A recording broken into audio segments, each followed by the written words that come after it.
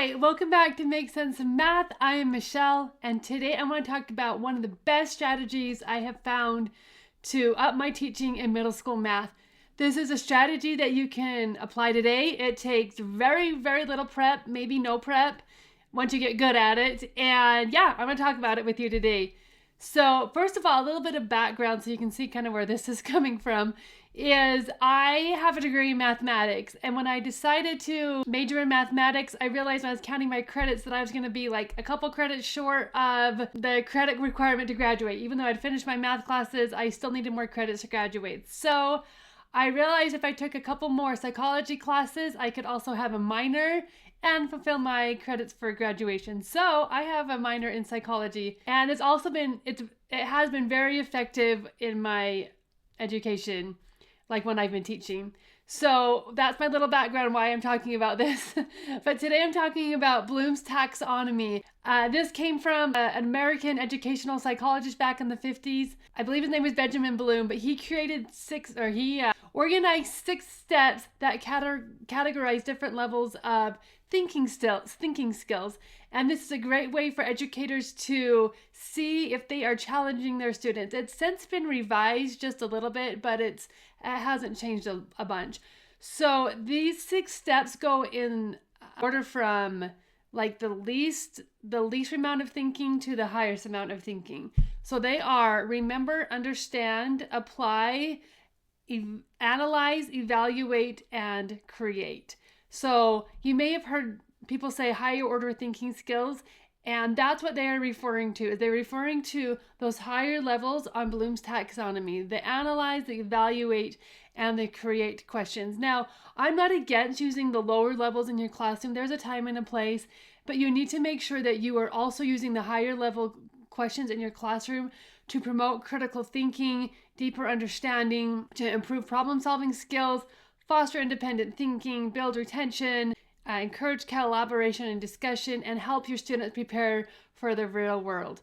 So this is a strategy that I think is so easy to apply, and it's going to up your game in your classroom.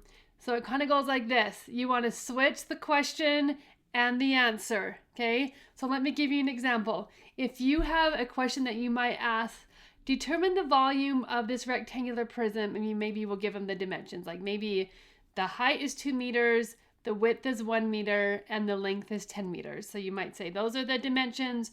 Calculate the volume of this rectangular prism. Now, instead of that, you're going to switch it, and you're going to say a rectangular prism has a volume of 20 cubic meters. What are the possible dimensions of the rectangular prism? And you may say, give me 3 different answers that could work. Another one would be like if you're going to say simplify -5 minus 8. Okay, like I said, there are time and a place for those questions. You do want to make sure your students are fluent in calculations, but you also want to create this like level of deeper thinking. So the basic question might be simplify -5 minus 8. And instead you might ask, create 3 subtraction problems with a solution of -12, or create 3 adding or subtraction problems with a solution of -12. Another example with equations might say solve 2x plus 4 equals 16. You're going to flip that and say, and a solution for a 2-step equation is -2. What are 3 possible equations that it might be? Here's another one. I love doing this with statistics. You might say, so normally you might say calculate the mean of these 5 numbers, and you might give them 5 numbers. You're going to flip that and say the mean of 5 numbers is 36. What could the possible numbers be? And you may say like, give me 3 examples, right? Because you want them to go beyond just saying like 36, 36, 36, 36, 36. Although that's thinking, you want to make sure that you incorporate like a little bit more. So if you're saying give me 3 possible examples of those sets of numbers, that's a good way to do it. And one last example, determine the slope between the points -3, 6 and 2, 5. Again, a very important skill that students need to learn, but to up the level of thinking, flip the question and the answer. So you might say the slope of between 2 points is -1/5.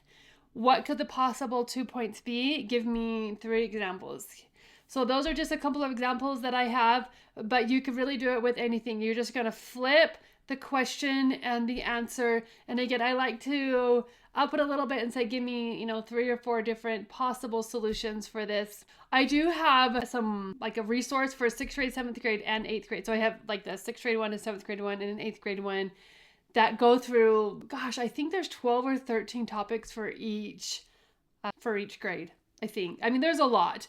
It covers most of the material, and in a way that the questions and the answers are just flipped. So if you want to take a look at those, I will link them down below. Again, but you don't need to. This is something you can apply in your classroom today without a resource. It's just that if you want something already made and if you don't have time to make it, I've got something I can share with you. Okay, so let me know how this goes in the comments below. Have a good one.